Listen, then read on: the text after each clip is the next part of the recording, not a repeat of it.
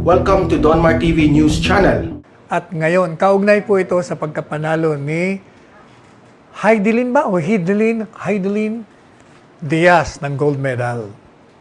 Oo. Ayan, papakita ko sa inyo. Yan yung una ko natanggap. Ito na yung noon. Ang sabi ko daw, just because you're a silver medalist, entitled ka sa drugs? Bawal po yan, Miss Heidelin. Our intelligence report is credible, very credible. Kasama ka sa drug list. Naku, hindi ko po ito sinabi. Ang natatandaan ko, kasi teka muna, ganito po yung istorya niya na kailangan meron kayong background. Noong May 10, 2019, ako po ay tagapagsalita ni Presidente.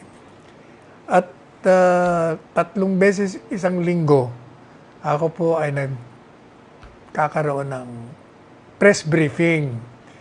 And then, nung Mayo 10, siguro mga a few minutes, half an hour, baka less, na bago tayo nag-briefing, nakatanggap tayo ng tawag ni Presidente.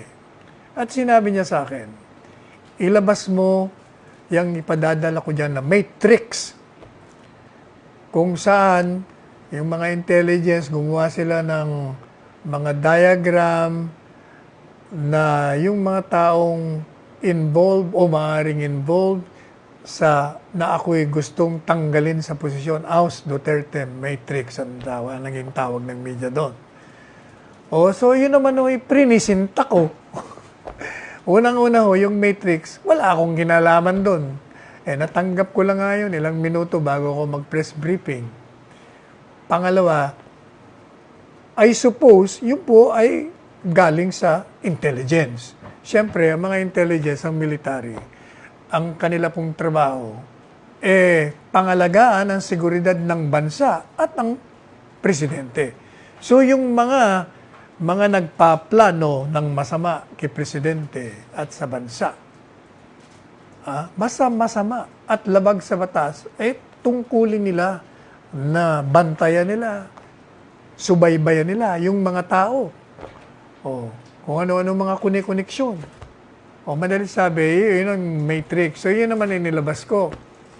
Pagkatapos nun, nagkataon naman, doon sa isang drawing, meron pong lumabas doon na pangalang Rodel Jaime, na ito naman, yung involved sa video ng itong totoong narcolist. Madalit sabi, doon sa Matrix, lumalabas na parang bahagi siya doon sa Aus Duterte Matrix. At ang ginawa ng mga gumawa noon, sa tingin ko lang kasi nung tinanggap ko naman yon, prinisinta ko, yun naman ang instruction So, pag galing sa presidente, siyempre, hindi mo pa pwedeng questionin si presidente, bakit mo ako pinapapresenta nito? Ano ba ito? Fake ba ito? Hindi naman ako ganon. Siyempre, presidente ng bansa yan. At saka meron tayong tinatawag na presumption of regularity pag binigay ka ng ginawa ng isang presidente o ng isang public official, isang bagay. Ang presumption yan, regular yan. At saka, galing sa military, I suppose yan, binalidate na. Okay. So, nung tinanong ako ng media, sabi niya, bakit nandito si Heidelin, yung silver medalist natin? Tsaka si Gretchen Ho, isa pang atleta. Siyempre, alam na may sasagot ko. Kasi ganito, hindi ko nga alam. Sabi ko, hindi ko alam. Bakit nandyan yan? Unang-una, hindi ko mga na-examine yung mga, dahil maraming pages Wala ka namang oras. Basta ang instruction lang present. Anyway. So, kinaumagahan, kasi after the press briefing, tingnan ho natin yung mga nakalagay doon.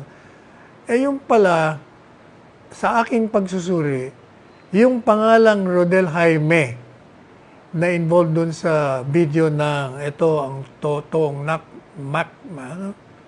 narcolist. Parang ipinalalabas ho ng mga gumawa ng Matrix. yung kanyang background, kung ano naman ang kanyang, saan siya galing, kung sino yung kanyang mga sinusundan, yung mga idolo niya, kung sino yung mga friends niya. Doon ho lumabas na parang ang dating, itong si Rodel Jaime, tagahanga, follower ni Hedilyn Diaz at ni Gretchen Ho.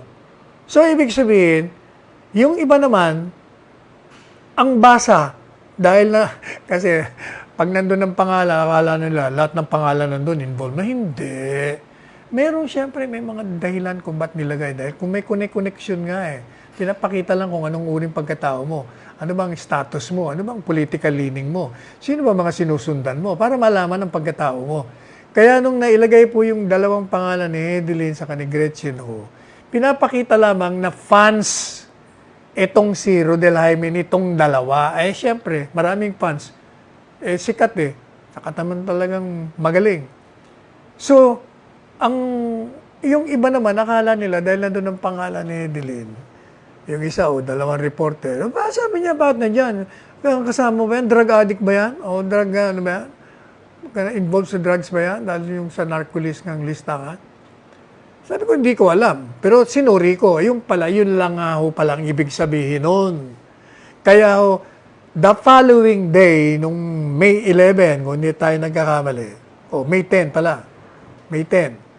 May 9 yung yung press con yata May 10 kasi nakalagay doon sa statement natin. Sinasabi ko doon na mukhang mali ang basa nyo. Hindi involved si Hedilyn dito at si Gretchen Ho. Pinapakita lang doon yung pagkatao ng Rodel Jaime kung sino ang kanyang mga sinusundan.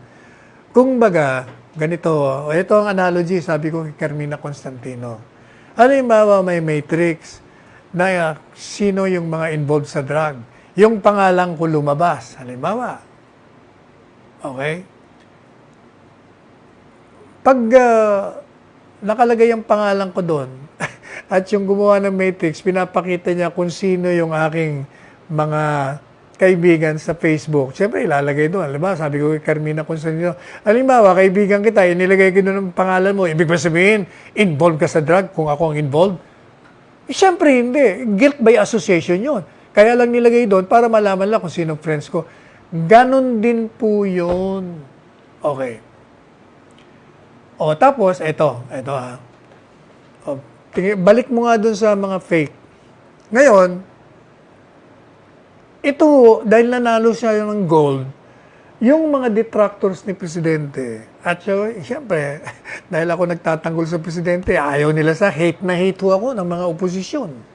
Kasi ako daw nagpapaliwanag, binabago ko daw ibig sabihin ni Presidente, pinapabango ko daw. Samantalang, yun naman yung paliwanag ko, nanggagaling din sa pahayag ni Presidente. Hindi lang nila sinasama yung paliwanag niyang nasa baba. Ang kanilang pinopokus yung nasa taas. Nakakala nila, masama. Yung pala, mayroong mga kulatilya dun sa ilalim. So ngayon, para siraan si Presidente, sabi niya, bakit noon sinama mo yan sa Matrix? Pagkatapos pinupuri mo hanggang langit. Eto na. Kaya ito, iba-ibang larawan ko, pero pareho ang nakalagay na di umano galing po sa akin, na hindi naman po totoo. Makikita nyo na halatang-halata na talagang sinisiraan lang po ang inyong lingkod at ang administrasyon. Kasi pareho yung kino-quote na hindi ko naman sinabi. Sabi niya, May 8 daw, just because you are a silver medalist entitled ka sa droga, bawal po yan, Ms. Hedilyn. Our intelligence report is very credible, kasama ka sa drug list. Hindi ko po sinabi yan. Kaya, nag-issue po ako ng statement, nilagyan kong fake news. Tapos, meron daw akong sinabi naman, congratulations, Hedilyn, for the gold. Mali pa, English. Kayo naman.